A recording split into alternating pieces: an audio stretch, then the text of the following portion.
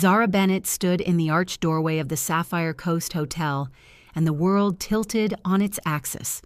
Her emerald silk dress, the one that had cost 3 weeks of her mother's medication money, caught the light from 1,000 crystal chandeliers. The fabric clung to curves she usually hid beneath oversized cleaning uniforms, and her natural hair, twisted into an elegant updo by her cousin's trembling hands, framed a face that suddenly looked like it belonged in magazines, not mop closets. Every conversation in the ballroom died mid-sentence. Champagne glasses froze halfway to lips. A woman's laugh cut off so abruptly it sounded like a gasp. Even the violinist missed a note, his bow screeching against the strings as his eyes found her. 200 of Miami's most dangerous elite turned to stare at the black woman in the doorway, who absolutely, undeniably, did not belong.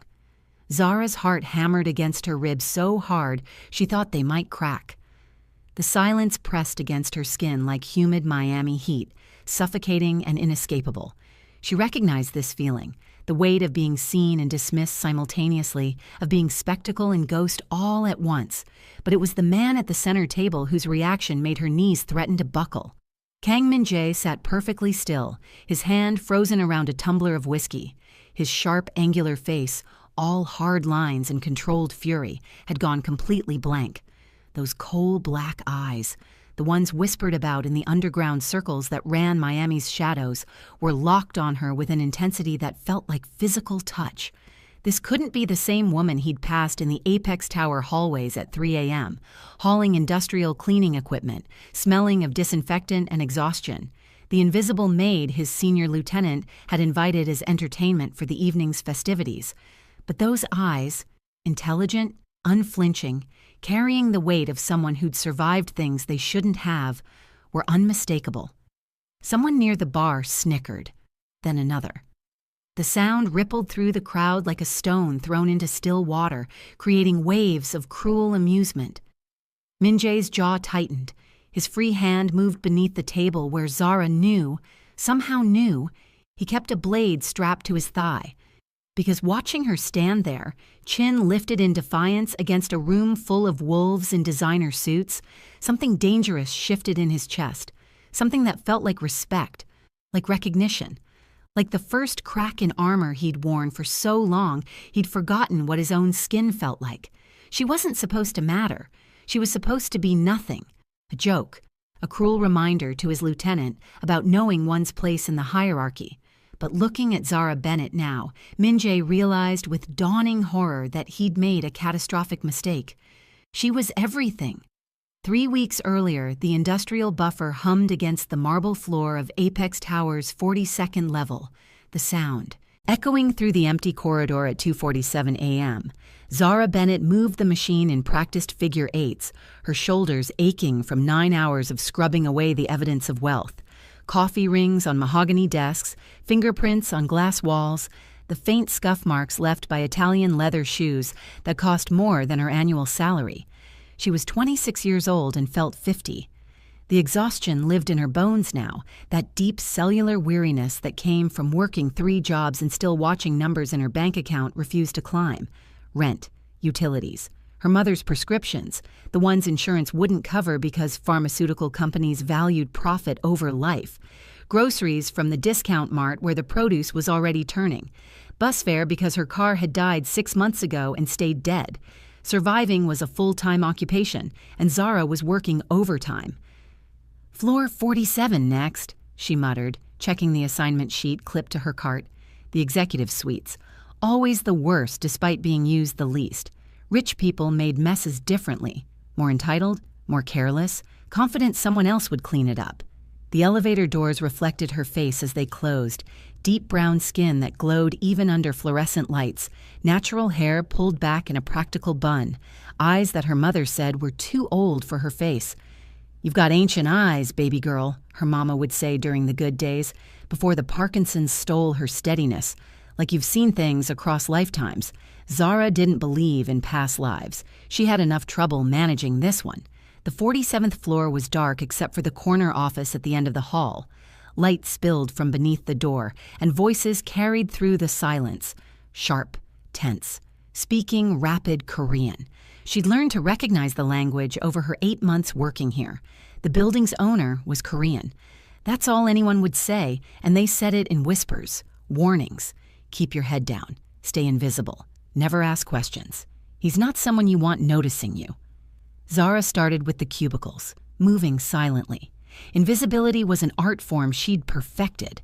Her grandmother had taught her, "Baby, sometimes the safest place is where nobody's looking." The office door opened suddenly. A man emerged, early 30s, expensive suit, face structured like a K-drama actor but twisted with cruelty. He radiated arrogance like cologne, thick and suffocating. He looked past Zara at first, as if she were furniture. Then his eyes snapped back with something that made her stomach clench. Not desire, contempt, like she was a thing he'd discovered. Amusing, exploitable. "You?" Cleaning woman. His English was perfect, American-educated, no accent. "Come here." Every instinct screamed at Zara to run. Nothing good came from being singled out, but rent was due in 5 days and she was short $200. She approached, keeping her face carefully neutral. "Yes, sir." He looked her up and down slowly, deliberately, making sure she felt the assessment, making sure she understood her place. "What's your name?" "Zara Bennett." "Bennett." He smiled. It was the kind of smile that made her think of sharks. "Very American. You work here every night?" "Yes, sir." "Good." He pulled a card from his inner pocket. Thick cardstock, gold-embossed edges, the weight of money in paper form. "There's an event in 3 weeks. The Sapphire Coast Hotel, 8 p.m. formal attire. You're invited." Zara stared at the card like it might bite her. This was a joke. It had to be. Women who cleaned toilets at 3 a.m. didn't get invited to events at 5-star hotels. I don't understand, sir." "You don't need to understand." His smile widened, showing too many teeth. "Just show up. Think of it as a reward for your excellent work. We value our employees at Apex Tower." The lie was so blatant, it was almost impressive. He walked away, footsteps echoing down the hall, leaving Zara standing in the fluorescent light with a business card that felt like a trap disguised as opportunity. Behind her, she didn't notice the second figure who'd emerged from the office. Kang Min-jae stood in the shadows, watching the entire exchange with eyes that missed nothing. He'd heard Director Cho's plan, heard the mockery in his voice when he'd pitched it during their meeting. "The cleaning woman, boss. She's always here, always invisible. Wouldn't it be funny to invite her? Watch her try to fit in, remind everyone what real power looks like?" Min-jae had said nothing, should have said no, should have shut it down immediately. But in his world, cruelty was currency. Showing weakness, even compassion for someone as insignificant as a night shift cleaner, could cost him everything he'd built: respect, fear, control. So he'd nodded, given his tacit approval with silence. Now, watching Zara stare at that card with confusion and hope warring across her face, something uncomfortable twisted in his gut. She stood straight despite the obvious trap, shoulders back, dignity intact even in a cleaning uniform. Pathetic, he told himself, returning to his office. Getting soft over a woman you've never even spoken to. He had an empire to run. Territory wars brewing with rival organizations from Atlanta and Houston. A board of directors, crime bosses masquerading as businessmen who watched for any sign of weakness so they could take his throne.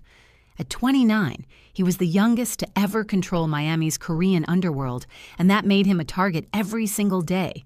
He didn't have time for distractions, especially not ones with ancient eyes and proud shoulders who cleaned his floors. But even as he returned to reviewing smuggling routes and money laundering reports, Min-jae found himself remembering her face, the way she'd held herself despite obvious poverty, the intelligence in her gaze when she'd assessed Director Cho, recognizing the danger even if she couldn't name it. He pulled up the building's security footage from earlier that evening and scrolled through until he found her. Watched her work. Efficient. Thorough. Pausing sometimes to stretch her back, rolling her shoulders against pain she was too young to carry. Min-jae closed the laptop with more force than necessary. She was nothing. Would remain nothing.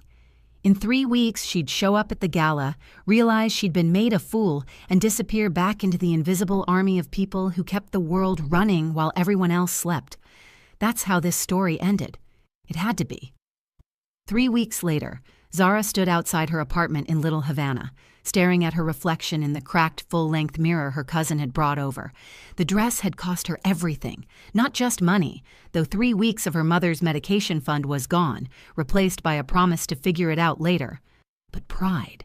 She'd had to ask her cousin Imani for help with hair and makeup, had to admit she was doing something potentially stupid, potentially dangerous, but potentially life-changing. Girl. Imani stood back, hands on her hips, eyes wide.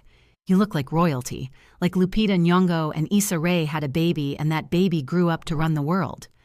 The emerald silk clung to curves Zara usually hid, fell to her ankles in a cascade that whispered expensive, despite coming from a consignment shop in Coconut Grove. Her natural hair, usually pulled back practical and plain, now crowned her head in an elegant updo woven with gold thread. Minimal makeup let her bone structure shine. High cheekbones, full lips, skin that glowed like polished mahogany. She looked like someone else, someone who belonged in places with chandeliers and champagne. I don't know about this, Z. Imani's voice dropped serious. This whole thing feels wrong.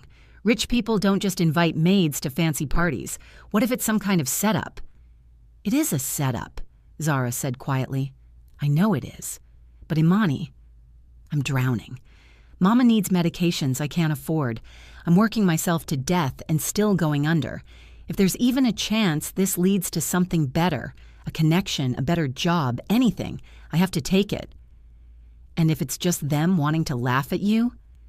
Zara met her cousin's eyes in the mirror. Then they laugh. I've survived worse than embarrassment. It wasn't entirely true. Humiliation had its own unique pain, a soul-deep wound that didn't show up on x-rays. But Zara had learned early that survival meant taking risks other people wouldn't, meant walking into rooms where you didn't belong and refusing to apologize for breathing their air. Text me every hour, Imani demanded, pulling her into a fierce hug. And if anything feels wrong, you run, promise me. I promise. The Uber ride from Little Havana to South Beach felt like crossing dimensions. From her neighborhood of faded pastel buildings and corner colmados where old men played dominoes, to the gleaming waterfront where yachts worth millions bobbed in the marina and palm trees swayed against a purple sunset. 2 Miamis existed in the same city, never touching, never acknowledging each other. Tonight, Zara would cross that invisible border. The Sapphire Coast Hotel rose against the darkening sky like a monument to excess, white stone, architectural curves that suggested waves, windows that reflected the ocean in 1,000 liquid fragments. Valets in crisp uniforms moved between luxury cars, Maseratis, Bentleys, a midnight blue Rolls-Royce that probably cost more than her entire apartment building. Zara's hands trembled as she approached the entrance. A doorman in white gloves opened the massive glass doors without question, without judgment, as if she belonged. The lobby was a cathedral to wealth, marble floors polished to mirrors, chandeliers that looked like frozen waterfalls, the scent of expensive perfume and even more expensive flowers. May I see your invitation? A woman materialized beside her, elegant in a black suit, hair pulled back severe and perfect. Zara handed over the gold-embossed card with fingers that wanted to shake, but didn't. The woman's eyebrows rose. Surprise or judgment, impossible to tell. The gala is through those doors. She gestured toward double doors that looked like they belonged in a palace. Enjoy your evening, Miss Bennett. She knew her name. Someone had told her to expect Zara. This was really happening. Zara took a breath that tasted like orchids and fear, straightened her shoulders, and walked toward those doors. Her heels clicked against marble, a sound that announced her presence, that said, I'm here, I exist, I matter. The doors swung open, and the world went silent. Every eye in the ballroom turned. Conversation stopped mid-word, as if someone had pressed pause on reality. 200 people, mob bosses and corrupt politicians, underground elite and society's hidden royalty, all staring at the woman who just walked into their carefully guarded world. The silence wasn't respectful. It was shocked, hostile, assessing. Zara felt it like pressure against her skin, like walking underwater, every movement suddenly heavy and observed. Her throat wanted to close. Her feet wanted to run. Every survival instinct screamed that she'd made a terrible mistake, but Zara Bennett hadn't survived 26 years of poverty and loss by breaking when people expected her to shatter. She lifted her chin, rolled her shoulders back, and walked forward into the ballroom like she owned it, each step deliberate and proud, her emerald dress catching light like armor. She saw him then, the man at the center table, Kang Min-jae. She didn't know his name yet, but she knew his type. Power incarnate, the kind of man who never questioned whether he belonged because his presence created belonging. Sharp-featured, intense, wearing a black suit that probably cost what she made in 6 months. And he was staring at her like she'd reached into his chest and stopped his heart. Well, well, well! Director Cho appeared at her elbow, that shark smile wider than ever, voice carrying through the ballroom. You actually came. I honestly didn't think you'd have the nerve. Zara turned to face him, keeping her voice level. You invited me. Why wouldn't I come? Look around, sweetheart. He gestured at the room with theatrical flair. What do you see? People, Zara said simply. Wrong. His smile turned cruel. You see power, real power, the kind that decides who lives and dies in this city, and you... He looked her up and down slowly, making sure everyone saw, making sure they understood the joke. You clean our toilets. Laughter erupted nearby, sharp, mean, the sound of people who enjoyed watching others suffer because it confirmed their own superiority. Heat crawled up Zara's neck, burning in her cheeks, but she held Director Cho's gaze, refused to look away, refused to give him the satisfaction of seeing her break. I think, she said quietly, clearly, making sure her voice carried, that expensive suits don't make good men, just well-dressed bad ones. The laughter stopped. Director Cho's face darkened, rage replacing amusement. You need to learn your Director Cho. A voice cut through the tension like a blade sliding from its sheath, deep, controlled, carrying absolute authority. You're needed in the East Wing, now. Cho went rigid, his face drained of color. Sir, I was just... Now. Cho bowed slightly, a gesture of submission that looked painful, and disappeared into the crowd like smoke. Zara turned toward the voice and found herself looking up at the man from the center table. Kang Min-jae was taller than she'd realized, broad-shouldered beneath that perfect suit, moving with the fluid grace of someone trained in violence. But it was his eyes that stopped her, dark, intense, looking at her like he was solving a puzzle, like she was a code he needed to crack. Miss Bennett. He said her name like he'd known it all along, like he'd been thinking it in private. I apologize for Director Cho's behavior. He sometimes forgets that cruelty reflects poorly on everyone present. You know my name. I know everything that happens in my building. His eyes traveled over her face, and Zara felt exposed in a way that had nothing to do with her dress. Though I must admit, I never truly saw you before tonight. For that, I apologize as well. Your building. Realization crashed over her. This was him, the owner, the one everyone whispered about, the dangerous one. Thank you, Zara said carefully, for the compliment, though I'm still not sure why I was invited here. Something flickered across Min-jae's face, regret, maybe, or anger at himself. Because Director Cho thought it would be amusing, he said bluntly. He heard me discussing incompetent associates and decided to make a point. Invite the cleaning woman to watch her struggle, to remind her, and everyone else, about hierarchy. The honesty was more shocking than the cruelty. And you allowed it. I did. He held her gaze, didn't flinch. I'm not a good man, Miss Bennett. I don't pretend to be. Then why tell me the truth? Because you deserve to know. He paused. And because I find I dislike the idea of you being someone else's punchline. Before Zara could respond, before she could process what was happening, a commotion erupted near the entrance. Men in dark suits were shouting in Korean, hands moving to concealed weapons. The crowd shifted, nervous energy replacing cruel amusement. Min-jae's entire demeanor transformed. The man who'd been almost apologetic vanished, replaced by something cold and lethal. Stay here, he commanded, already moving toward the disturbance. But Zara saw what he didn't. a man circling the chaos, eyes locked on Min Jae's back, hand reaching into his jacket for something that caught the light like steel. She didn't think, didn't hesitate. "Behind you!" Her voice cut through the noise.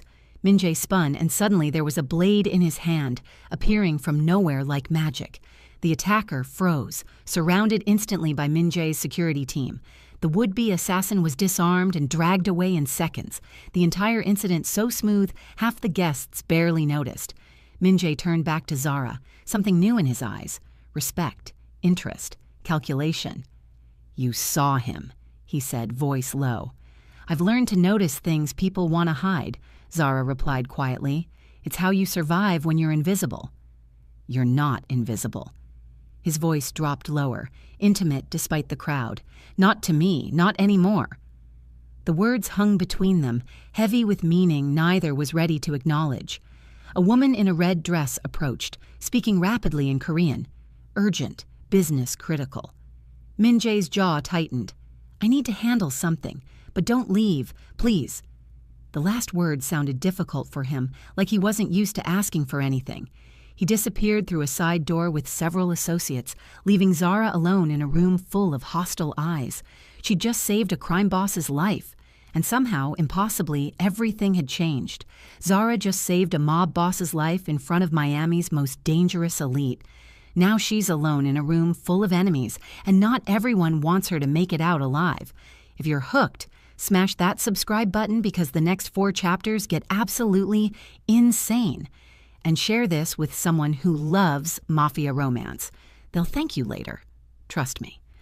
An older Korean woman materialized beside Zara like smoke taking form, elegant in a champagne-colored gown, diamonds at her throat, catching light like captured stars, eyes that held both warmth and warning. "You should come with me, dear." Her English was flawless, accent barely perceptible. "It's not safe for you to stand alone here." Zara's instinct screamed trap, but something in the woman's face, genuine concern beneath practiced elegance, made her hesitate. "Why are you helping me?" "Because I remember what it's like to be where you are." The woman's smile was sad, knowing. "Come. Let's get you some air before the vultures circle." She led Zara through glass doors onto a terrace overlooking the Atlantic. The Miami night was warm, humid, the sound of waves against the shore a stark contrast to the tension inside. City lights reflected off the water like scattered jewels. "My name is Kang Soon-hee," the woman said, and Zara's breath caught. "Min Jae is my son." "Oh God, I didn't mean to cause any—" "You caused nothing." Soon-hee's voice was firm.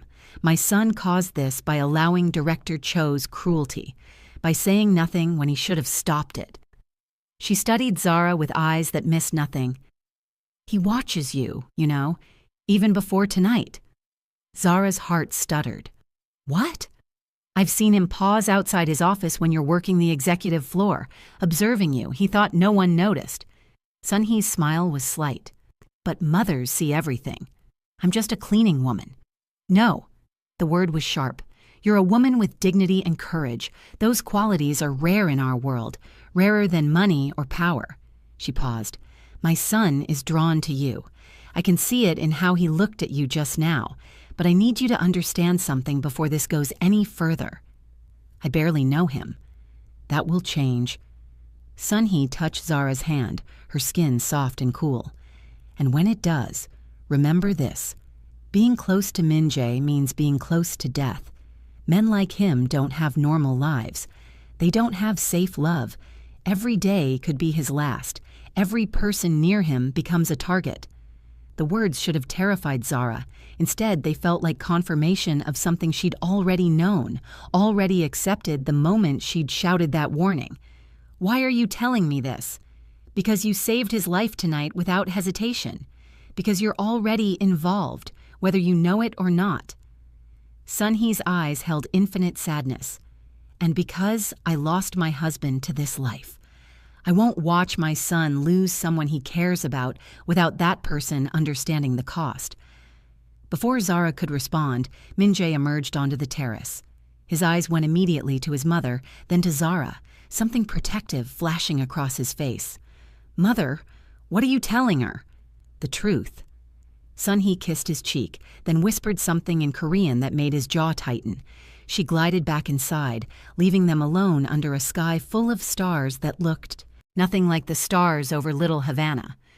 Min-jae moved to the railing beside Zara.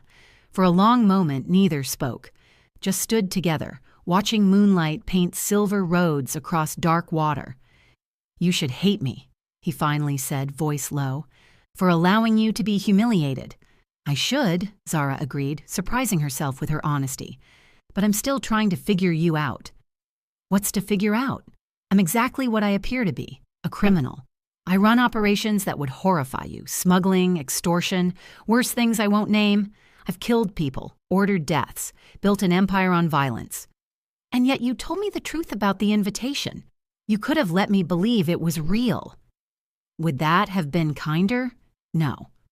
Zara turned to face him. Lies are never kind, even when people pretend they are. At least with truth, I can make real decisions.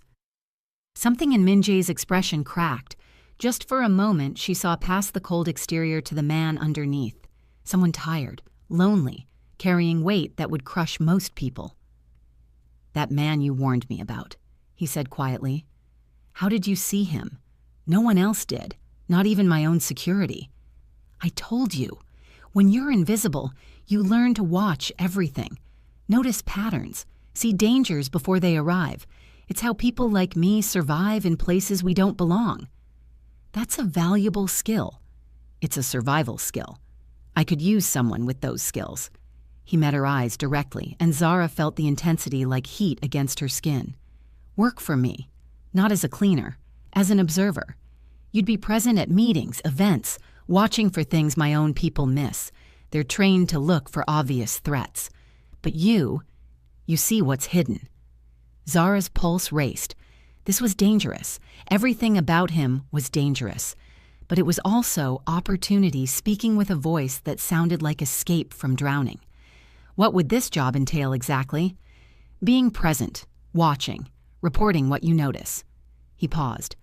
"I would pay you well, very well. Enough that you wouldn't need 3 jobs anymore. Enough to cover your mother's medications." Her breath stopped. "How do you know about— I told you, I know everything in my building." His voice softened slightly. "Including when my night cleaner takes extra shifts to cover medical bills. When she skips lunch breaks to save money. When she looks at the executive floor like she's drowning and can't reach the surface." Being seen like this should have felt violating. Instead, it felt like relief. "I need to think about it," Zara said, because accepting meant fully entering his world. Accepting meant no going back. "Fair enough." He pulled out a card, his personal card this time, heavy black cardstock with gold embossing, a phone number, nothing else. "Call me when you decide." Their fingers brushed as she took it. The touch was electric, sending heat up her arm like lightning through copper wire. From the way Min-jae's eyes darkened, pupils dilating slightly, he felt it too. "I should go," Zara whispered. "I'll have my driver take you home." "I can get an Uber. Please." That word again, soft and unexpected from a man who commanded with single syllables. "Let me do this one decent thing tonight." She nodded, not trusting her voice.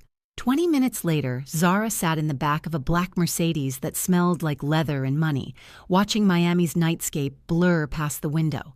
The driver, silent, professional, probably armed, navigated toward Little Havana like he'd made the trip before. Min-jae's card burned in her purse like a live coal. She'd come tonight expecting humiliation, maybe networking if she was lucky. Instead, she'd found something far more dangerous than embarrassment. Possibility. The driver pulled up to her building.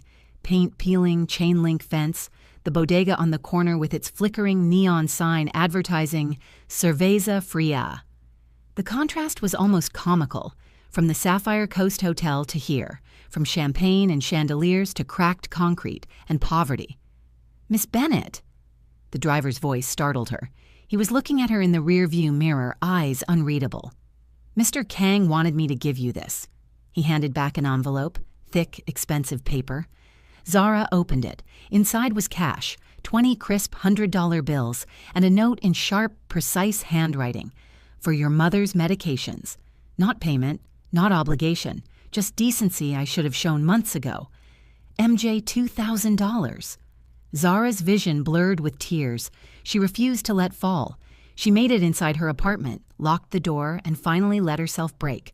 Not from humiliation, from the weight of being seen, really seen, by someone who had no reason to care. 3 days passed, like held breath. Zara worked her shifts at the hospital cafeteria, the convenience store, the Apex Tower. Every time she cleaned the executive floor, she felt Min Jae's presence like a ghost, even though she never saw him. But she felt watched, protected maybe. Her mother noticed the change immediately. "Baby girl, what happened?" Mama asked over breakfast. Real breakfast, eggs and fresh fruit Zara had bought with Min Jae's money. "You look different, lighter somehow." "Nothing happened, Mama." The lie tasted wrong. Her mother's hand trembled slightly as she lifted her coffee. The Parkinson's was getting worse, but her eyes were sharp. "You forget I raised you. I know when my daughter is holding secrets. I might have a job opportunity, something better." "How much better?" "Good pay, different kind of work." "Dangerous work?" Zara hesitated too long. Her mother's face shifted from curiosity to concern. "Zara Elizabeth Bennett, what kind of opportunity are we talking about?" "I can't explain it yet, Mama, but I promise I'll be careful." "You're 26 years old. I can't tell you what to do." Her mother's hand covered Zara's, trembling but warm. "But I can tell you that no amount of money is worth your life. You're all I have left in this world. And you're all I have, Mama. That's why I need to do this." That night, after her shift at the Apex Tower, Zara pulled out Min Jae's card, stared at it for 10 minutes, thought about all the reasons this was stupid, the danger, the illegality, the way her life would change irrevocably. Then she thought about her mother's trembling hands, the past-due medical bills, the weight of drowning slowly when you could see the surface but couldn't reach it. She dialed. He answered on the second ring. "Miss Bennett." His voice was warm, like he'd been waiting.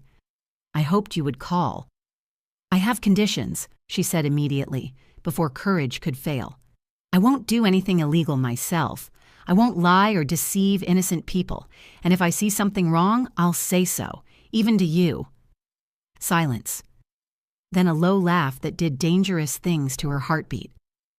"Most people try to tell me what I want to hear. You do the opposite." "Is that a problem?" "No." She heard him moving, probably pacing. "It's refreshing. Your conditions are acceptable. When can you start?" "I need to give notice at my current jobs." "Don't. I'll cover any financial loss, including your final paychecks. You start tomorrow." "Tomorrow?" "There's a meeting. Business associates from Atlanta. I need someone watching who won't be noticed in the usual way. Someone who sees what others miss. Won't they wonder who I am? I'll introduce you as my personal assistant. It's not entirely untrue." Zara's mind raced. This was happening. Really happening. "What time?" 7 p.m. I'll send a car for you at 6. "And Miss Bennett?" "Yes?"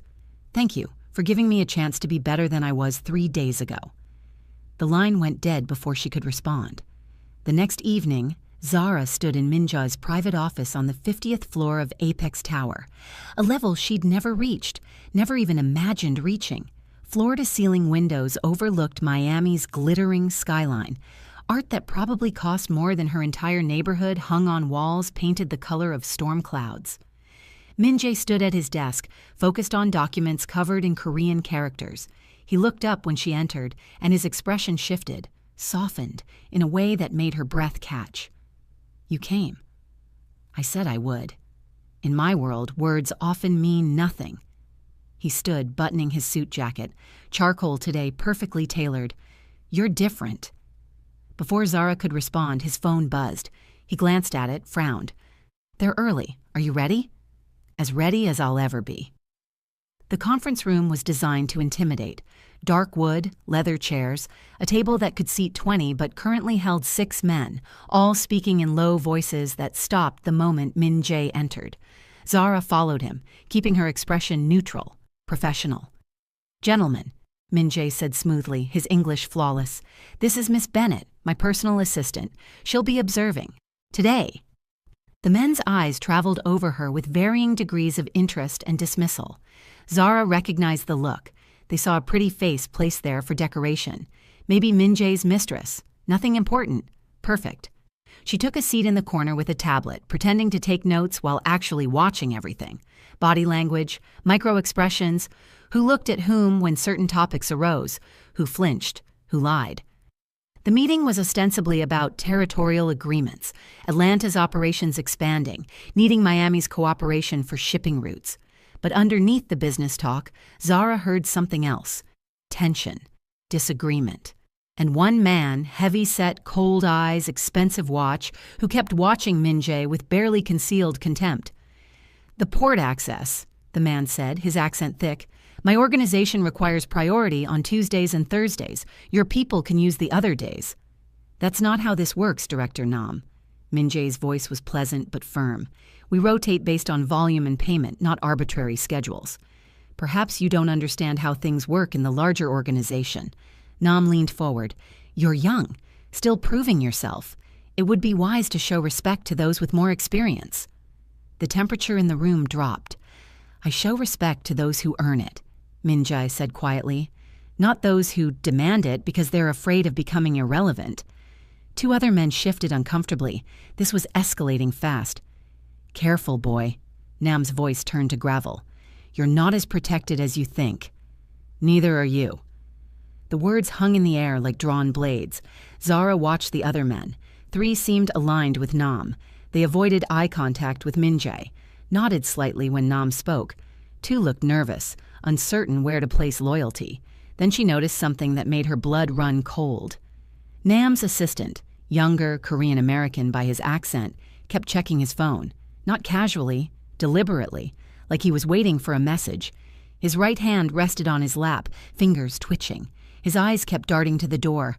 Zara had seen this behavior before, in her neighborhood, right before violence erupted. Anticipation, anxiety, countdown to something planned. She caught Min Jae's eye and tilted her head subtly toward the assistant. Min Jae's gaze followed, and she saw the moment understanding clicked into place. "Gentlemen," he said calmly, standing, "let's take a 15-minute break. Clear our heads." "We're not finished," Nam started. "I said we're taking a break." The command in Min Jae's voice left no room for argument. As soon as the men filed out, Min Jae pulled out his phone, speaking rapid Korean. Within seconds, his security team appeared. 4 men who moved like trained killers wearing business suits. "What did you see?" Min Jae asked Zara urgently. Nam's assistant, he kept checking his phone like he was waiting for something. Nervous movements. He's expecting something to happen. And soon. Min Jae's jaw tightened. He barked orders to his head of security, who nodded and disappeared. "We need to leave," Min Jae said, taking Zara's arm. "Now. What's happening?" "If you're right, and I think you are, they're planning an ambush. Maybe here, maybe when I leave. Either way, you need to be nowhere near it." They were halfway to his private elevator when alarms screamed to life. Fire alarms. Sprinklers erupted from the ceiling, drenching everything in seconds. Emergency lights bathed the floor in red. "False alarm," Min Jae muttered, water streaming down his face. "Classic distraction." He pulled Zara toward a hidden panel behind his assistant's desk, a private stairwell she'd never known existed. They descended rapidly, Min Jae's hand firm on her arm. But 2 floors down, they heard it. Footsteps above, heavy boots, many of them. Min Jae cursed in Korean, pulled out his phone, no signal. "Jammer," he said. "They're cutting us off. Professional operation." They heard footsteps below too, coming up, trapped between floors 48 and 46, armed men closing in from both directions. For the first time since meeting him, Zara saw something like fear flicker across Min Jae's face. Not for himself, for her. "I'm sorry," he said quietly, pulling a handgun from beneath his jacket. "I brought you into this. I should have known Nam would escalate." "You couldn't have known." "I should have." His hands were steady, but his voice was raw. "If anything happens to you because of me, then we make sure nothing happens." Zara looked around the stairwell, mind racing through possibilities. Is there another exit? Any maintenance access? Min Jae paused, really looking at her. Where he expected panic, he found determination. "Floor 47, he said slowly. "Emergency exit to the parking garage, but we'd have to go through them to reach it." "How many?" "6 above, 4 below, maybe. So we go up, better odds." "This isn't a movie, Zara. These men are professional killers." "So are you." She met his eyes. "Aren't you?" Something passed between them, understanding, acceptance. She wasn't naive about who he was, but she also wasn't running. Min-jae nodded slowly, reached behind his back and pulled out a second, smaller gun. "Safety's here. Point and squeeze if you have to, but stay behind me." The footsteps above grew louder. Min-jae moved forward like violence incarnate, and Zara followed him into the fire. What happened next became a blur of violence that Zara would later struggle to separate into individual moments. Min-jae moved with lethal precision, no wasted movement, no hesitation. He took the stairs 2 at a time, silent as smoke, then exploded into action as they reached the landing. The first man barely had time to register their presence before Min-jae disarmed him with a brutal efficiency that looked almost choreographed. The second reached for his weapon, but Min-jae was faster, the sound of impact echoing in the concrete stairwell. The third man got a shot off. The bullet sparked off the metal railing, missing Min-jae by inches. Then the others came running. "Heavy footsteps," shouted Korean, the metallic sound of weapons being readied. Min-jae fought like someone who'd been doing this since childhood. Efficient, brutal, necessary. But he was outnumbered. One man broke through, heading straight for Zara with eyes that promised violence.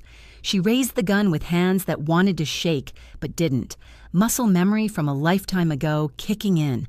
Her father teaching her to shoot before he died, before everything fell apart. "Don't move," she said, voice steadier than she felt. The man laughed. "You won't shoot, pretty girl. You're not built for this. Try me." Something in her eyes, some ancient survival instinct that lived in her bones, made him hesitate. That split second of doubt was all Min-jae needed. He appeared behind the man like a shadow given form, ending the threat with precision that should have horrified Zara but somehow didn't. "Go!" Min-jae shouted. "Emergency exit, now!" Zara ran, hearing him behind her, covering their retreat. They burst through the door into the parking garage. Fluorescent lights, oil-stained concrete, the smell of exhaust and fear. Min-jae's car was close, a sleek black Audi that probably cost more than her apartment building. They threw themselves inside. He peeled out with tires screaming, weaving through traffic like he was born to it, checking mirrors constantly.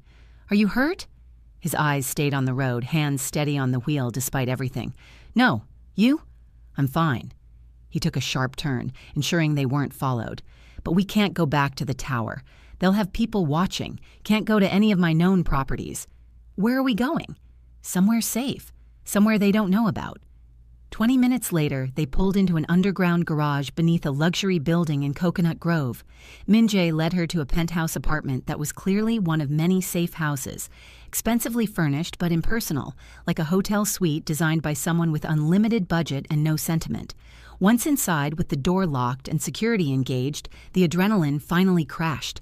Zara sank onto the leather couch, hands trembling now that survival wasn't demanding steadiness.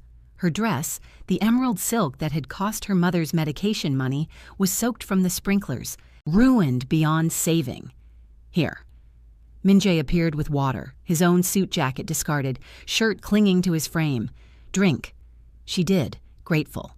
He sat beside her close enough that she could feel his body heat, could see the tension in his shoulders slowly releasing. "You were right," he said quietly, "about Nam's assistant. You saved my life. You saved mine too. I put yours at risk in the first place." His jaw tightened with self-directed anger. "This is my world, Zara. Violence, danger, betrayal. You saw it tonight.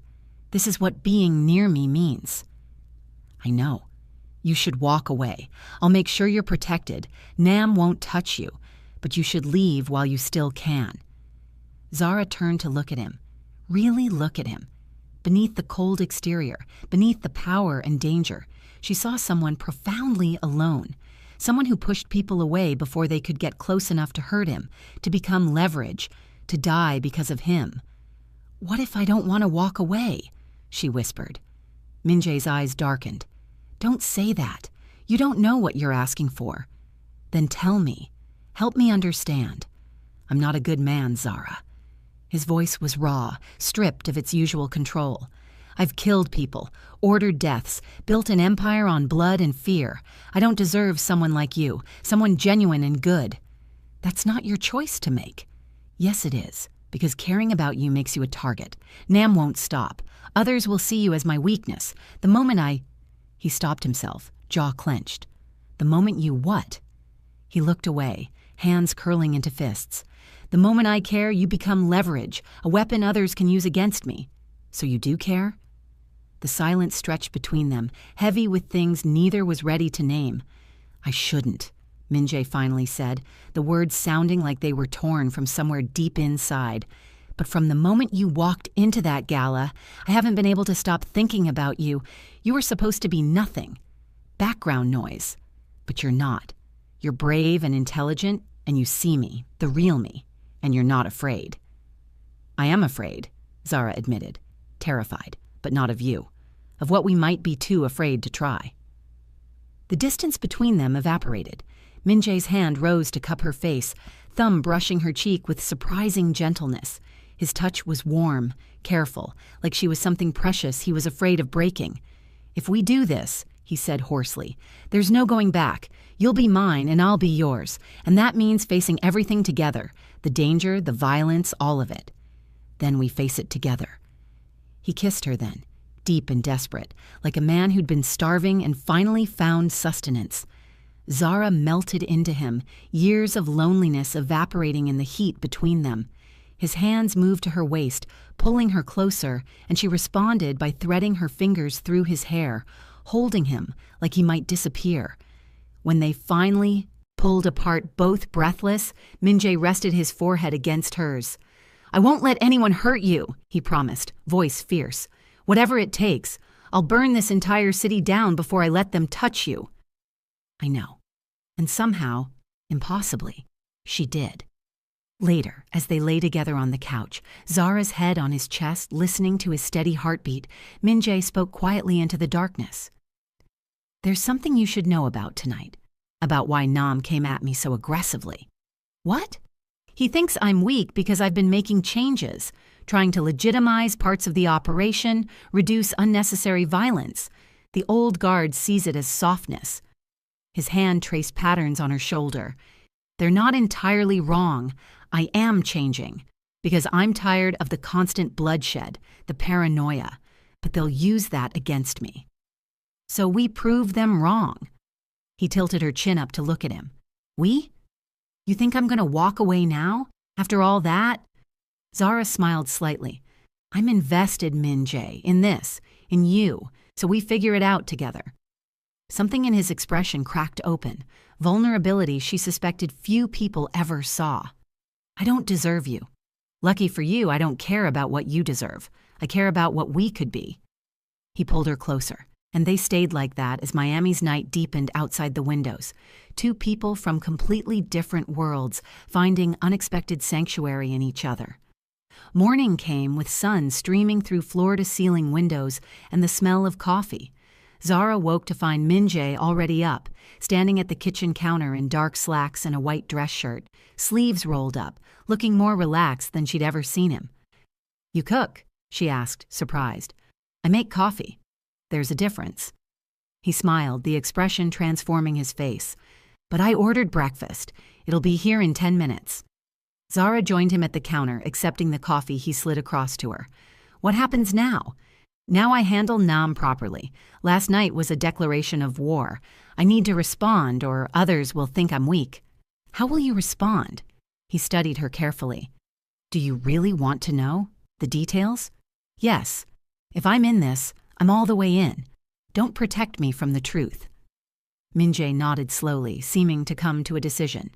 "Nam violated every code we operate under. Attacking during a sanctioned meeting, in neutral territory, targeting someone under my protection." He glanced at her. "That crosses lines even criminals respect. I'll call a council meeting, present evidence. Let the other organizations decide his fate." "And if they side with him?" "They won't. He's been making enemies for years, getting sloppy. Last night just gave everyone the excuse they've been waiting for." "You sound certain." "I am, because I know how to play this game." He moved closer, hands framing her face. "But I need you to do something for me."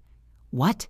"Stay here, out of sight until this is resolved. I'm leaving security, 4 of my best people. They'll keep you safe." Zara wanted to argue, wanted to insist she could help, but she also understood strategic thinking. Right now, she was a liability he couldn't afford to worry about. "Okay, but Min-jae, come back to me. Always." After he left, the penthouse felt too large, too silent. The security team was professional but distant, stationed outside in the lobby, invisible but present. Zara spent the morning restless, pacing, thinking about how drastically her life had changed in 72 hours. From invisible cleaning woman to, what? A crime boss's girlfriend? His partner? His weakness? Her phone buzzed, a message from her cousin Imani. "Girl, where are you? Your mama's worried sick. Nobody's heard from you in 2 days." Guilt crashed over her. She'd been so caught up in Min-jae's world that she'd forgotten her own. She called her mother immediately. "Zara Elizabeth Bennett, where have you been?" Her mother's voice was sharp with worry, the tremor more pronounced than usual. "I'm sorry, Mama, I should have called. I'm safe. I'm fine, just work stuff. The new job. The dangerous job. It's complicated. Baby girl, I need you to listen to me." Her mother's voice dropped serious. "Whatever you're involved in, whatever money they're offering, it's not worth your life. You're all I have. Please come home." Tears burned behind Zara's eyes. "I will, Mama, soon, I promise. I just need to see this through." After they hung up, Zara sat with the weight of her choices. She was lying to her mother, involved with a criminal, hiding in a safe house while violence played out somewhere in the city. But she was also more alive than she'd felt in years. The truth was complicated, messy. Not the clear-cut morality tale her life had been when she was simply surviving, simply invisible. Hours passed. Afternoon became evening. Zara tried to eat the lunch that had been delivered but had no appetite, tried to watch TV but couldn't focus, just waited, anxiety building with each minute. Then, finally, her phone rang. Min-jae's name on the screen. "It's done," he said without preamble.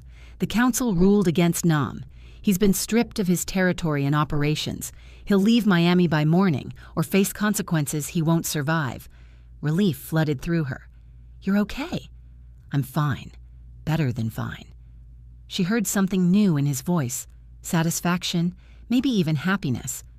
"I'm coming to get you. There's something I want to show you." He arrived an hour later, looking tired but victorious. He pulled Zara into his arms immediately, holding her like he needed the contact to prove she was real. "I was worried," she admitted against his chest. "I know, I'm sorry." He pulled back, hands framing her face. "But it's over now. Nam is finished, and I realized something today." "What?" "That I don't want to keep doing this. The violence, the constant warfare. I want to build something different, something better." His eyes held hers. "With you. Min-jae. I know it sounds crazy. We barely know each other, but these past few days have shown me what my life could be, what it should be. And I want that. I want you, if you'll have me." Zara's heart hammered against her ribs. This was insane, reckless. Everything she'd always been too practical, too afraid to reach for. But standing here, looking at this dangerous man who somehow made her feel safer than she'd ever felt, Zara realized she was tired of practical, tired of afraid. "Yes," she whispered. "Yes, I'll have you." He kissed her then, soft and sweet and full of promise. When they finally pulled apart, Min-jae smiled, that rare, genuine smile that transformed him completely. "Come on," he said, taking her hand. "I want to show you something." He drove them to a neighborhood in Coral Gables. Tree-lined streets, beautiful homes, the kind of place Zara had only ever cleaned, never imagined living. He pulled up in front of a Mediterranean-style house, cream walls, terracotta roof, a garden that promised privacy and peace. "What is this?" Zara asked. "Ours, if you want it." He turned to face her, expression vulnerable in a way she'd never seen. "I bought it last week. before everything exploded, before I even knew if you'd say yes to any of this.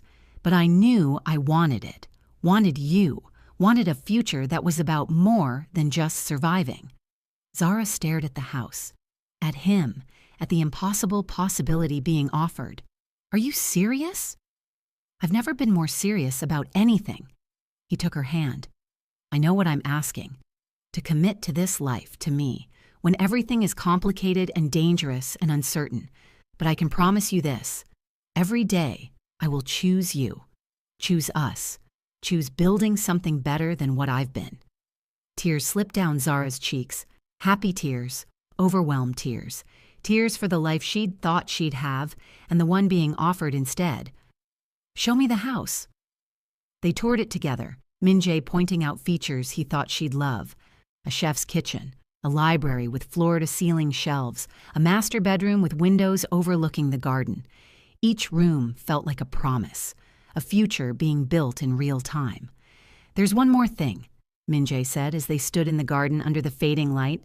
Something I need to tell you before we go any further. Zara's stomach tightened. What? My name isn't just Kang Min-jae. My full name is Kang Min-jae Bin Woo, and 3 years ago, before I took over my father's organization, he paused, choosing words carefully. I was something else first. What do you mean?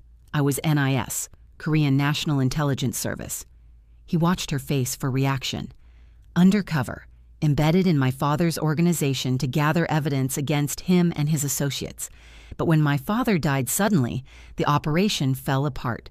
I was too deep, had too much blood on my hands. So I made a choice. I could try to come back, face prosecution for things I'd done undercover, or I could stay, take over, try to change things from the inside. Zara processed this, mind racing. You were a spy. I was. Maybe still am in some ways. I report certain things to certain people. Keep the worst elements in check. It's complicated, Zara. I'm not a hero, but I'm not entirely a villain either. I exist in the gray spaces between. Why are you telling me this? Because you deserve to know who you're choosing. All of me, including the parts I keep hidden from everyone else. His voice was raw. You wanted truth. This is it. Zara looked at him. This complicated, dangerous, unexpectedly honest man who'd somehow crashed into her life and changed everything. Okay, she said simply. Okay? Okay, I can work with gray spaces. I've lived in them my whole life, visible and invisible, surviving between worlds that don't touch. Maybe that's why this works. We both understand complicated. Relief flooded Min-jae's expression.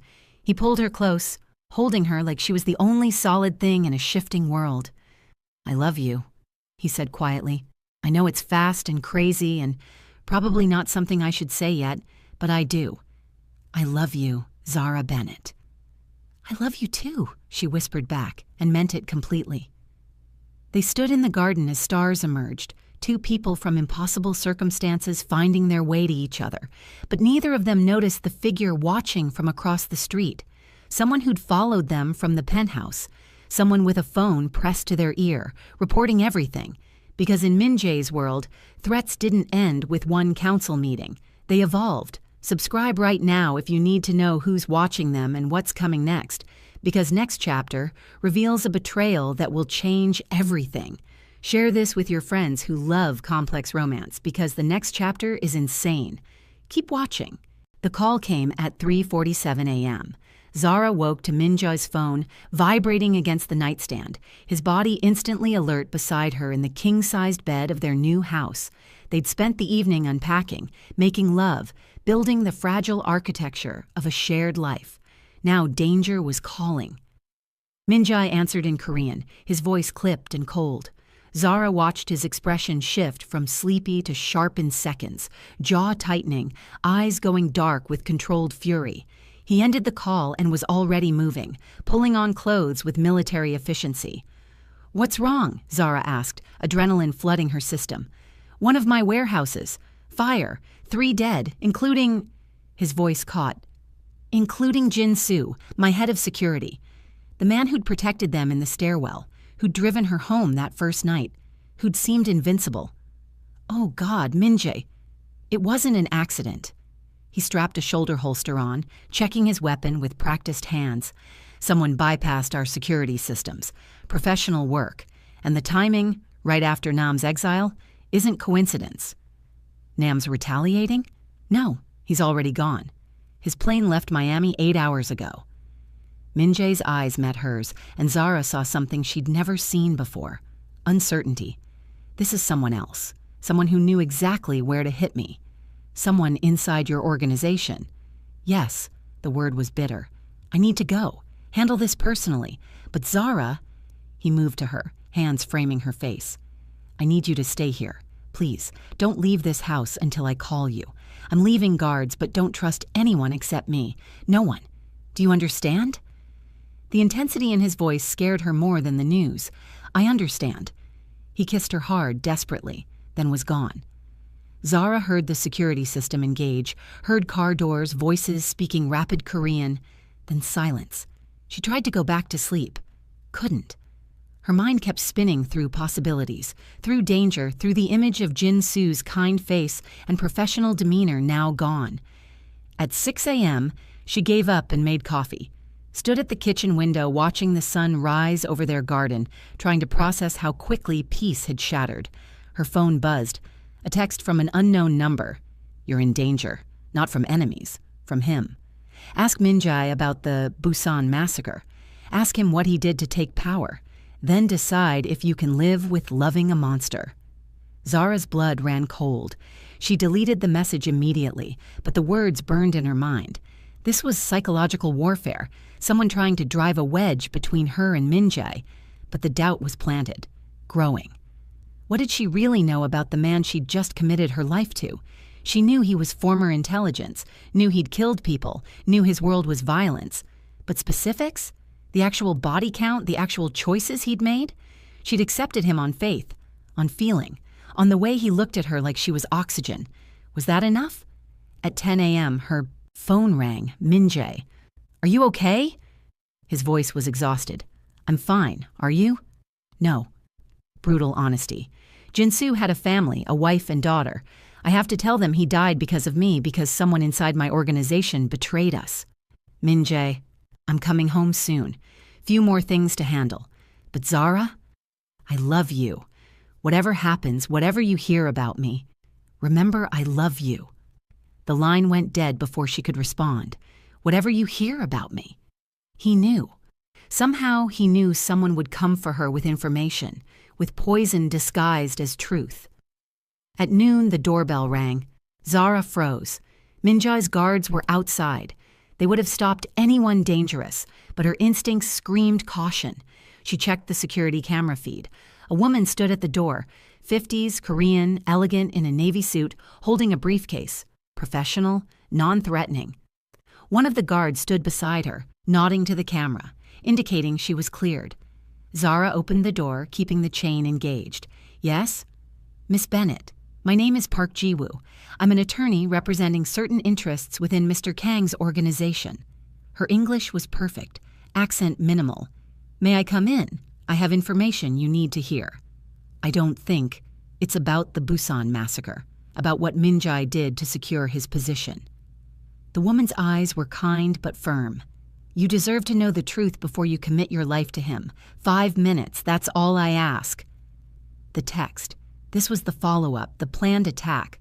But Zara also heard Min-jae's voice in her head. Whatever you hear about me. He'd known this was coming, which meant it was real, and he was giving her the choice to hear it or not. 5 minutes, Zara said, removing the chain. Park Ji-woo entered with professional courtesy, setting her briefcase on the coffee table. She pulled out a folder, photographs, documents with official-looking seals. 3 years ago, when Min-jae's father died, there was a power vacuum. 5 lieutenants vying for control. The organization was fracturing, heading towards civil war. Park laid out photographs, crime scenes, police reports. Min-jae moved fast, decisive. Within 72 hours, he'd eliminated 4 of the 5 competitors. Zara's stomach churned looking at the images. Violence, blood, bodies. The 5th competitor was a man named Lee Sang-min. He had the most support, the most experience. He also had a family, wife, 2 teenage children. Park's voice remained neutral, factual. Min-jae gave Lee a choice: leave Miami, abandon all claims, or face what the others faced. Lee refused, said he'd been loyal to the organization for 20 years, wouldn't be pushed out by a boy. She laid out another photograph, a house, burned to the foundation. Lee's family was inside, all three. Min-jae's people set the fire while Lee watched from across the street, restrained. Then they gave him the choice again: leave or join them. Zara's vision blurred. He killed children? He ordered it. His hands aren't technically bloody, but the responsibility is entirely his. Park's expression held something like pity. Lee left that night, hasn't been seen since, and Min-jae took absolute control. No one has challenged him since. Fear is excellent motivation. The room felt too small, too hot. Zara couldn't breathe. Why are you telling me this? Because you're a good person caught in a bad situation. Because Min-jae is dangerous, Zara, not just to his enemies, to everyone near him. He will sacrifice anything, anyone to maintain power. Today it's Jin-soo. Tomorrow it could be you. Who sent you? Park's expression didn't change.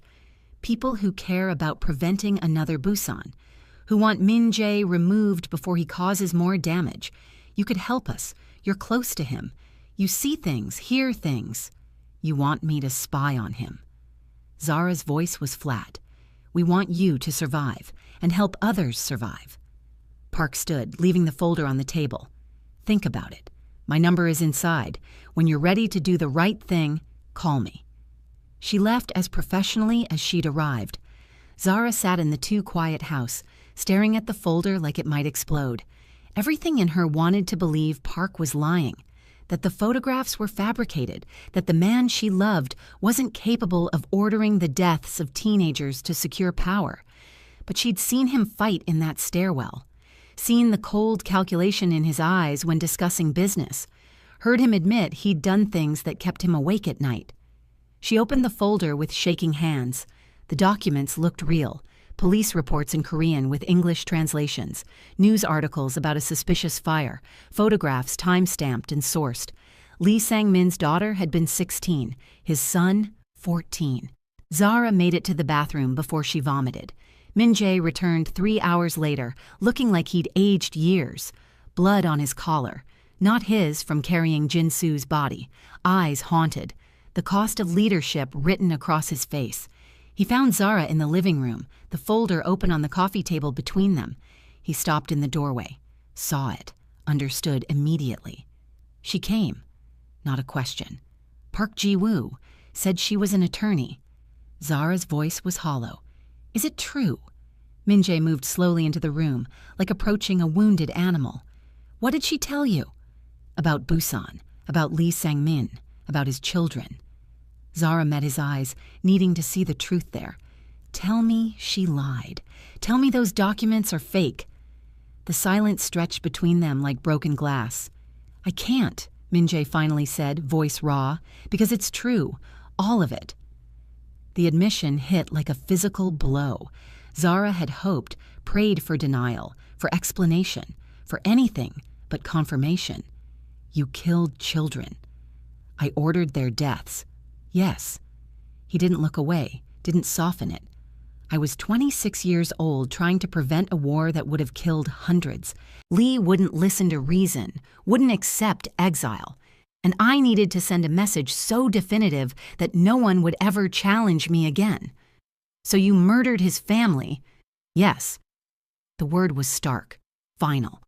I made a choice, a terrible choice. One I'll carry for the rest of my life. But I made it, and I'd be lying if I said I wouldn't make it again under the same circumstances. Zara stood, needing distance. How can you say that? They were kids, Min-jae. Innocent?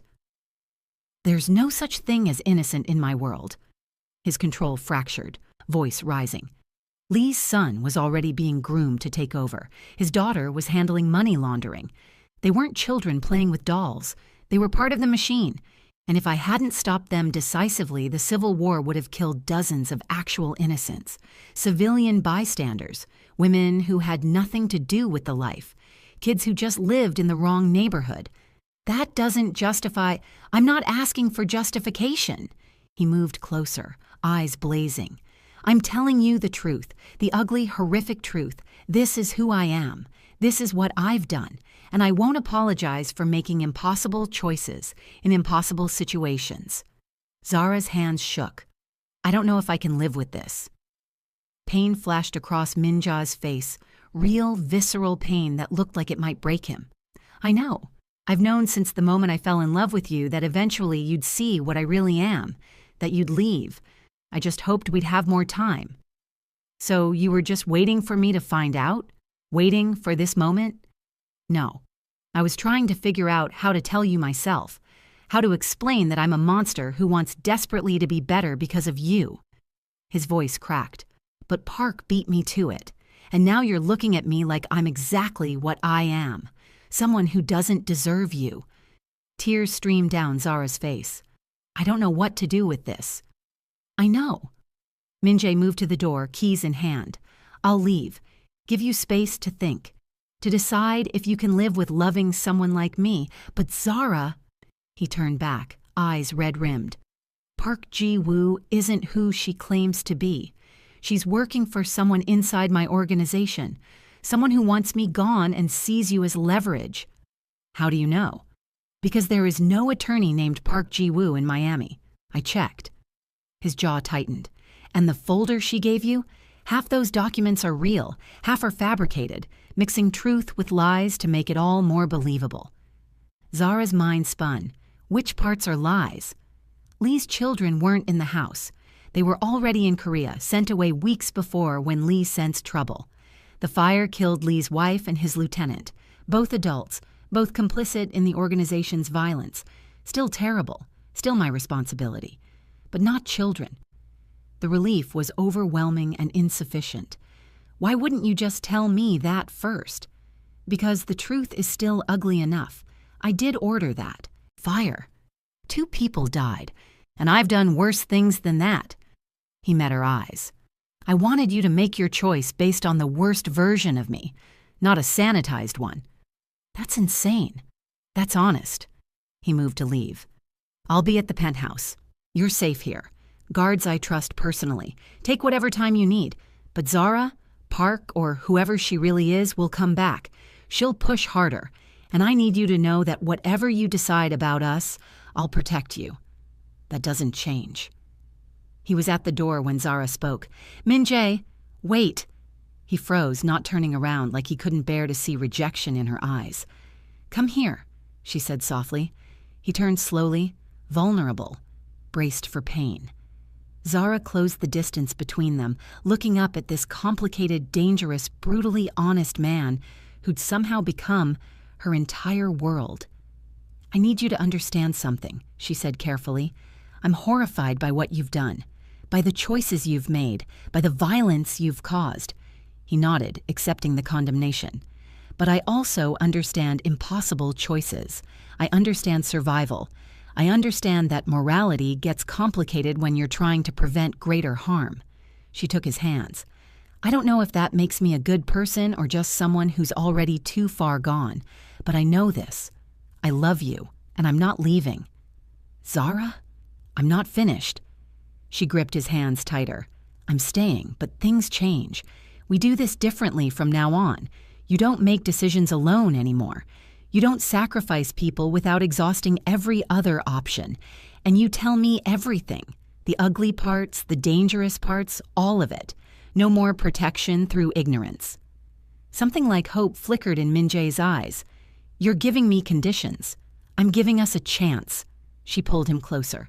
But Minjae, if you ever lie to me again, if you ever keep something this big from me again, we're done.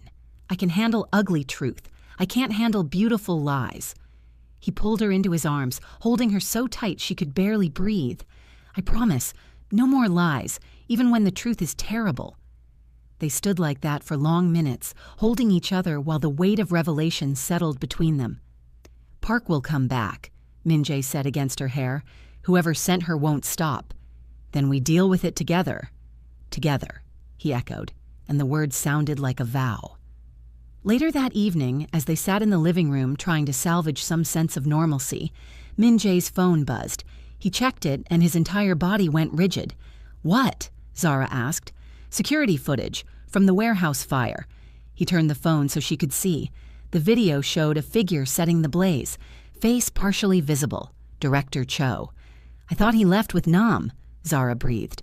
"So did I, but apparently he stayed behind, and now he's coming for me, for us, with inside information and outside help." Min Jae's voice went cold. "This ends tomorrow.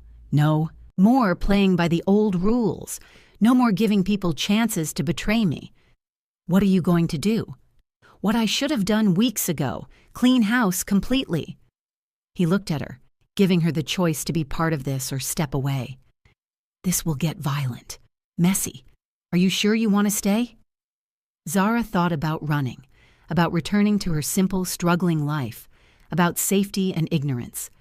Then she thought about Min Jae facing this alone, about the man who'd seen her when she was invisible, who'd given her truth even when it cost him everything. "I'm staying," she said. "But Min Jae, we do this smart, not just violent. We end this permanently." A slow smile spread across his face. "Tell me what you're thinking." And as Zara laid out her plan, using Park's approach against her, turning the trap around, exposing whoever was really behind the attacks, Min Jae looked at her with something like awe. "You're terrifying," he said with admiration. "I learned from the best." They spent the night planning, preparing for the confrontation that would decide everything. Neither of them slept, because tomorrow they'd face the real enemy, together. The trap was set for 8 p.m. at the Jade Garden restaurant, a front for money laundering, owned by one of Min Jae's oldest associates, secured with enough security to make it feel safe but public enough to seem neutral. Zara stood in front of the mirror in their bedroom, adjusting the wire hidden beneath her black dress. Min Jae watched from the doorway, tension radiating from every line of his body. "You don't have to do this," he said for the 10th time. "I can handle Park and Cho myself. We've been over this. Park came to me specifically. She sees me as the weak link, the civilian who can be turned." Zara met his eyes in the mirror. "So let's use that. Let me draw her out, get her on record admitting who she's working for. Then you have evidence for the council. If anything goes wrong, it won't. You'll have 20 people in that restaurant. I'll never be more than 15 feet from you." She turned to face him. "Trust me." "I do trust you. It's everyone else I don't trust." Min Jae crossed the room, hands settling on her waist. He looked at her like he was memorizing her face, like this might be the last peaceful moment they'd ever have. "When this is over," he said quietly, "I want to do something." "What?" "Leave, not forever, but for a while. Take you somewhere far from Miami, from this life. Somewhere you can just be Zara, not the woman who saved a mob boss. Just you." "Where would we go?" "Anywhere you want. Paris, Tokyo, a beach in Thailand. Somewhere I can wake up next to you without checking for threats first." Zara's throat tightened. "I'd like that." He kissed her then, soft, reverent, like a prayer. When they pulled apart, his eyes had hardened back into the cold calculation she recognized. "Let's end this." The Jade Garden occupied a corner in Coral Gables, elegant and understated. Red lanterns, black lacquer tables, the smell of ginger and soy sauce. At 8 p.m., it was closed for a private event, Min Jae's people occupying every corner, every exit, every sightline. Zara sat alone at a center table, visible from all angles, a glass of untouched wine before her. The wire beneath her dress transmitted everything to Min Jae's phone, to his security team, creating an unbreakable record. At 8:17, Park Ji-woo entered. She looked different tonight, less professional, more dangerous. Her suit was black instead of navy, and something in her posture suggested violence despite her elegant appearance. "Miss Bennett." Park sat without invitation. "I wasn't sure you'd come." "You said you wanted to help me survive." Zara kept her voice steady. "I'm listening." "Have you thought about my offer? About helping us remove Min Jae before more people die?" "I've thought about it, but I need to understand something first." Zara leaned forward. "Who is us, exactly? Who are you really working for?" Park smiled, but it didn't reach her eyes. "People who believe the Korean Mafia in Miami needs new leadership, more stable leadership." "Like Director Cho?" The smile faltered. Just for a second, but enough. I don't know what you're talking about. The warehouse fire. Jin-Soo's death. That was Cho, wasn't it? Your inside man. Zara kept her tone conversational. Was killing him part of your stable leadership plan? Park's expression hardened. Jin-Soo was collateral damage, necessary to destabilize Min-jae's confidence. And the Busan massacre story, how much of that was real? Enough to make you doubt him, that's all that mattered. So you admit you lied to me. I told you what you needed to hear to see the truth, that Min-jae is dangerous. Park leaned closer. He's killed dozens of people, Zara, ordered deaths like he was ordering dinner. And you think you can change him? Make him better? You're delusional? Maybe, but at least I know who I'm sleeping with. Do you? Park's eyes narrowed. What? Director Cho, your partner in all this. Did you know he's planning to kill you tonight? The words hung in the air like thrown knives. You're lying. Am I? Think about it. Once Min-jae is gone, you're a loose end. You know too much. Cho can't leave witnesses. Zara watched Park's expression shift, doubt creeping in. He's probably here already, waiting for the right moment. That's insane. We have an agreement. You had an agreement with a man who burns people alive. What made you think he'd honor it? The restaurant's lights went out. Emergency lighting kicked in immediately, bathing everything in red. But in that split second of darkness, everything changed. Gunfire erupted from the kitchen, sharp cracks that shattered the careful peace. Min-jae's security responded instantly, but Zara saw the trap unfolding. Cho hadn't just infiltrated. He'd brought an army. Men poured in from multiple entrances, weapons drawn. Not a surgical strike, a massacre in the making. Min-jae appeared beside Zara in seconds, pulling her behind the bar. Stay down! But Zara saw what he didn't. Park, frozen at the table, realizing too late that she'd been betrayed. And Cho, emerging from the kitchen with a gun trained on Park's head. Did you really think I'd share power? Cho's voice carried over the chaos. With anyone, especially not with the woman who was supposed to be just information? Park's face drained of color. We had a deal. Deals change. Cho's finger tightened on the trigger. Zara didn't think, just moved. She grabbed a bottle from behind the bar and hurled it with all her strength. It struck Cho's arm as he fired, sending the shot wide. Park dove for cover, and suddenly the restaurant was complete chaos. Min-jae's people engaged Cho's forces in close-quarters combat. The elegant restaurant transformed into a war zone. Shattered glass, overturned tables, the sharp smell of gunpowder mixing with ginger. "What the hell are you doing?" Min-jae shouted at Zara. "Saving her! We need her alive to testify!" He cursed in Korean but moved with her, providing cover as they reached. Park's position. The woman was shaking, pressed against the wall, her professional facade completely shattered. "You saved me," she gasped. "Why?" "Because I'm not him," Zara said simply. "Now tell me, who else is involved? This is bigger than just Cho, isn't it?" Park nodded, tears streaming down her face. "Council members. 3 of them. They've been planning this for months. Cho was just the weapon. They want Min-jae gone and his territory divided." "Names," Min-jae commanded, voice cold. Park listed them.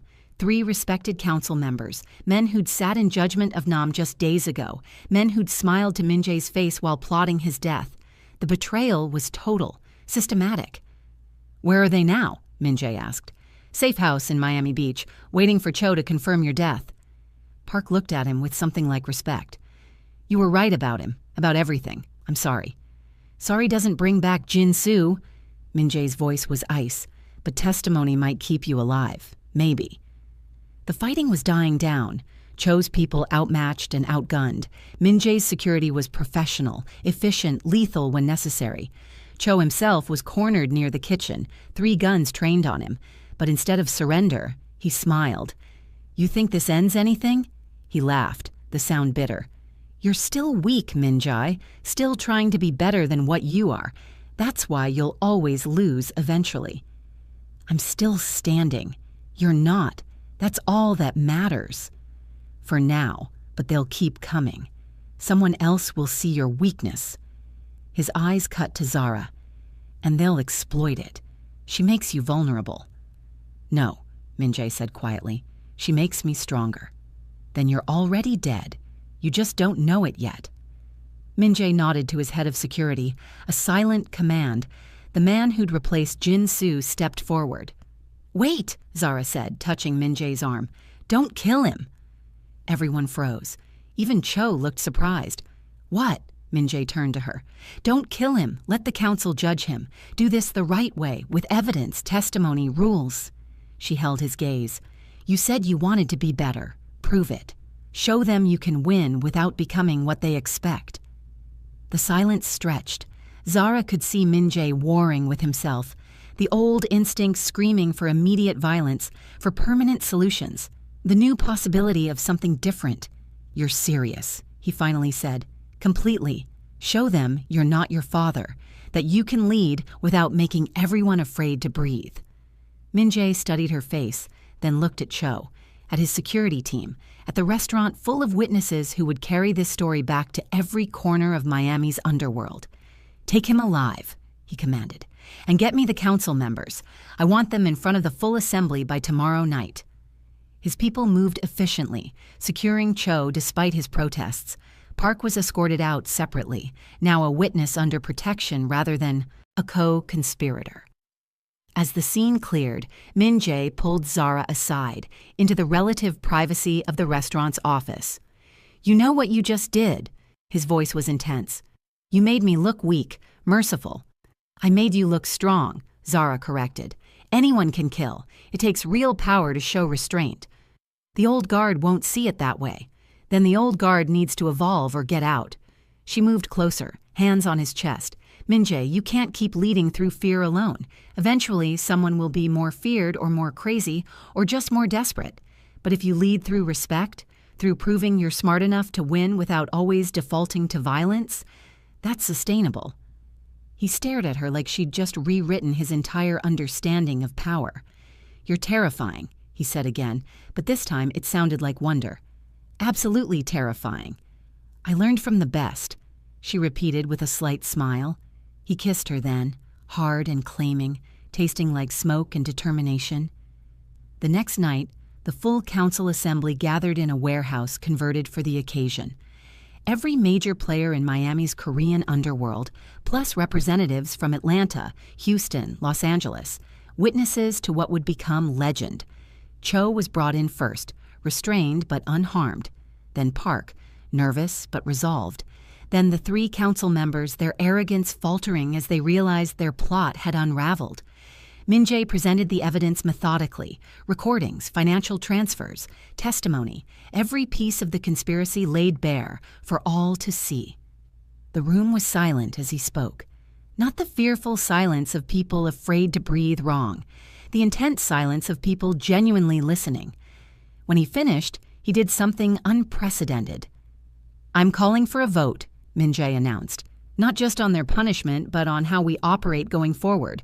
I propose we establish actual rules, written codes that govern how we handle internal disputes, how we prevent this kind of conspiracy from happening again. The room erupted in whispers. This was radical, dangerous, changing decades of tradition. An older council member, Kim Dae-jung, respected conservative, stood slowly. You want us to vote on becoming civilized? His tone was mocking. To pretend we're not what we are. I want us to survive, Min-jae replied. Every year we lose people to pointless internal warfare. Every year we spend resources fighting ourselves instead of protecting our interests. I'm proposing we evolve, become smarter, stronger through structure instead of just through violence. And if we refuse, then I'll do it anyway, in Miami, under my leadership. And you'll watch as my organization becomes more profitable, more stable, and more powerful than yours. Then you'll have to choose, evolve with me, or get left behind. The challenge was clear, the threat implicit but undeniable. Kim Dae-jung stared at Min-jae for a long moment, then looked at Zara, standing beside him, seeing what everyone else was seeing, the woman who'd somehow transformed their most dangerous leader into something more complex than simple brutality. You've changed, Kang Min-jae, Kim said slowly. Yes, I have.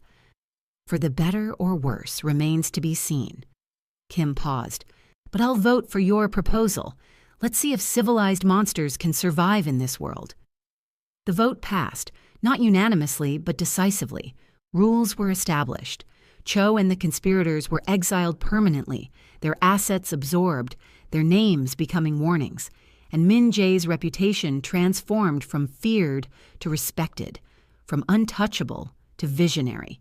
3 months later, Zara stood on a beach in Santorini, watching the sunset paint the white buildings gold and pink. Min Jae emerged from their villa with wine, wrapping his arms around her from behind.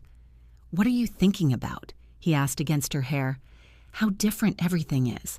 How impossible this would have seemed a year ago. Do you regret it? Any of it?" "Not even a little." She turned in his arms. "You?" "I regret the people I hurt, the choices I made before you. But this, us, never." They'd spent 3 months in Europe. Paris, Rome, Athens, now Santorini. 3 months away from Miami's violence, from the weight of leadership.